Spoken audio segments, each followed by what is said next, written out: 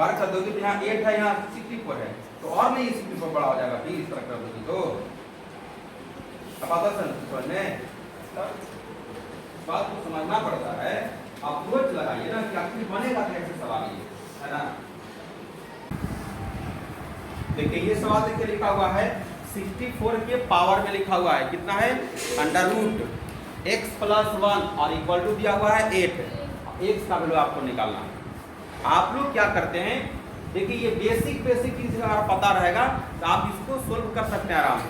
और इसको कहा जाए तो ये सवाल कहाँ से है, 7-8 क्लास का है सवाल। लेकिन होता क्या है कि बेसिक अप्रोच नहीं लगा पाते हैं आप लोग, कारण यही होता है जो पिछले क्लास में जो पढ़ते हैं वो सारा चीज भूल जाते हैं, बस आगे से क्लास को चालू कर देते हैं और बेसिक चीज रहता है वो सब भुला जाते हैं।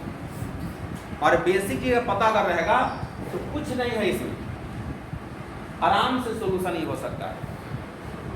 एक एक्सरसाइज का सवाल बना देना और एक हर एक तरह के सवाल बना देना बहुत फर्क होता है। तो आइए देखिए इसको, देखिए बनाते हैं कैसे से। देखिए ये देखिए कितना है, रूट के अंदर में लिखा हुआ है x प्लस 1 और ये देखिए लिखा हुआ है 64। अच्छा पहले ये बताइए कि 64 किसका स्क्वायर है, 8 का है। तो इस बात को हम लोग क्या करेंगे कि सबसे पहले हम लोग लिख देते हैं कि 8 का लिख देते हैं स्क्वायर, एकर पावर में क्या चीज है, ये वाला रूट है कि नहीं, अंडर रूट क्या लिख देंगे इसको हम लोग, इसको लिख सकते हैं x प्लस 1 लिख दिए। अब आपको एक पता होगा और इक्वल टू में यहाँ 8 देखिए लिख दीजिए। आपको देखिए पहले ही बताया गया है कि अगर मान लीजिए a की पावर अगर m रहता है और इसका भी पावर अगर n रहता है, हम लोग क्या लिखते हैं, पावर से पावर मल्टीप्लाई हो जाता है, ये लिखते हैं हम लोग। इसको लिख सकते हैं क्या, a की पावर ये हो जाएगा m इंटू n। उसी तरह से जब ये पावर के पावर में है तो इसको हम लोग लिखेंगे कैसे, तो अगला स्टेप पे जब लिखेंगे तो ये हो जाएगा 8 के पावर में कितना 2 इंटू ये हो जाएगा अंडर रूट x प्लस 1 हो जाएगा कि नहीं, और इक्वल टू में क्या हो जाएगा 8 हो जाएगा।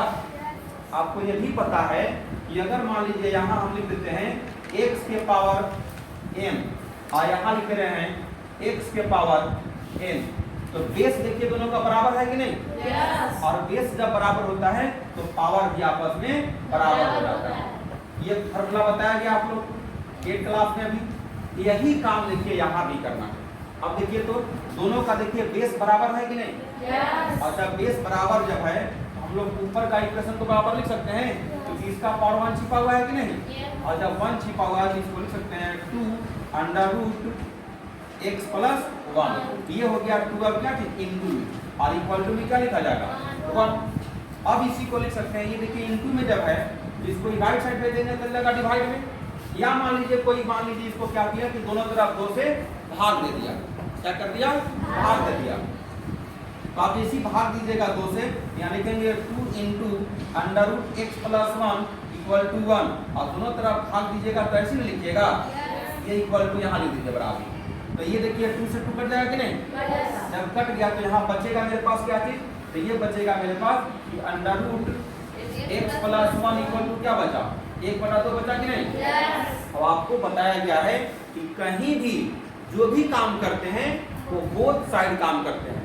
अब हमको यहाँ से x का वैल्यू चाहिए तो रूट तो हटाना पड़ेगा, जब रूट हटाना पड़ेगा तब तो बोथ साइड क्या करना पड़ेगा, वर्क करना पड़ेगा, यानी स्क्वायर करना पड़ेगा, स्क्वायरिंग ऑन बोथ साइड।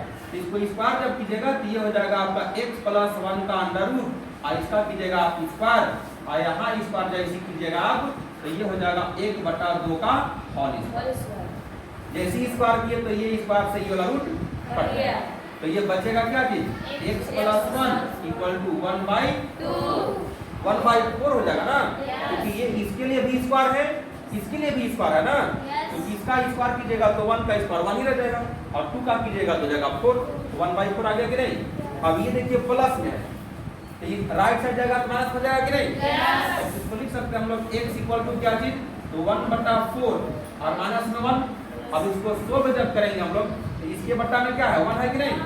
आप लोग लेते होंगे यहाँ एलसीएम है कि नहीं, लेकिन इसका भी ट्रिक बताएं, कहीं भी एलसीएम लेना नहीं है, सीधा ऐसे मल्टीपल फिर ऐसे मल्टीपल और नीचे का नीचे मल्टीपल। तो लिखेंगे हम लोग x इक्वल टू 1 1 जा 1 4 1 जा 4, लेकिन बीच में कौन सा साइन है? माइनस। लगा देगा माइनस, फिर 4 1 जा 4। अब देखिए तो एक पॉजिटिव एक निगेटिव, ये भी बताया है जहां भी एक निगेटिव एक पॉजिटिव होता है काम वहां होता है घटाने का, और बड़े अंक का चिन्ह उतरता है हमेशा। तो 4 में से एक जाएगा कितना बचेगा? 4 में से हम एक बोले हैं, 4 में से एक जाएगा कितना बचेगा? 3 बचेगा। फिर माइनस 3 कहां से बचेगा? हम क्या बोल रहे हैं? हम बोले कि 4 में से एक जाएगा कितना बचेगा? 3 बचेगा। तो पहले 3 हम लोग लिख लेंगे और बटा में 4 है वो भी लिख लेंगे। लेकिन क्या बताएं, बड़े अंक का चिन्ह उतरता है, इसमें बड़ा अंक कौन सा है? 4 है कि 1 है?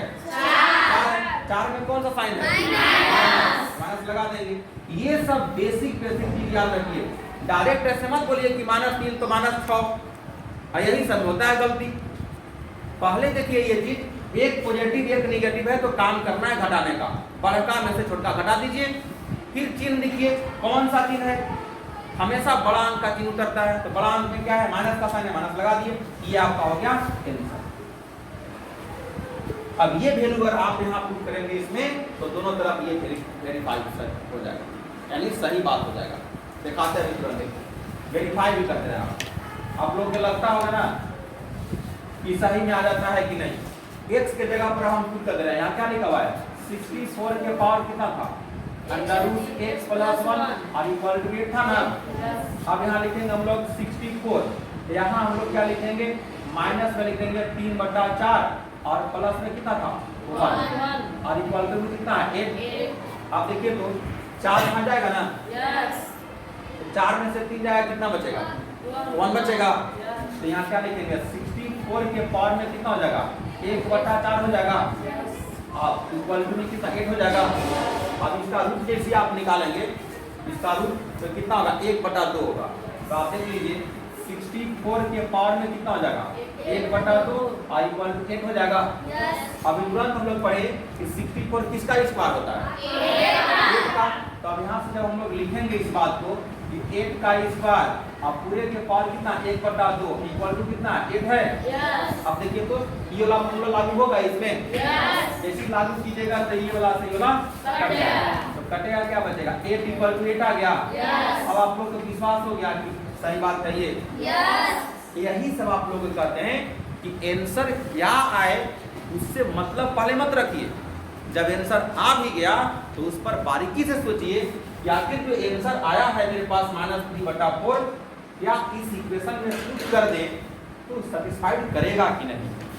अगर कर गया सेटिस्फाइड तो आप समझ जाइए कि जो x का वैल्यू जो आया है वही मेरे पास सही होगा। अब बोलिए कि आया कि नहीं समझ में आया। तो ऐसे ऐसे अप्रोच करना पड़ता है। अब बताइए ये जो फॉर्मूला जो अभी बताया ये वाला, ये कहाँ पढ़ाया था आप लोग?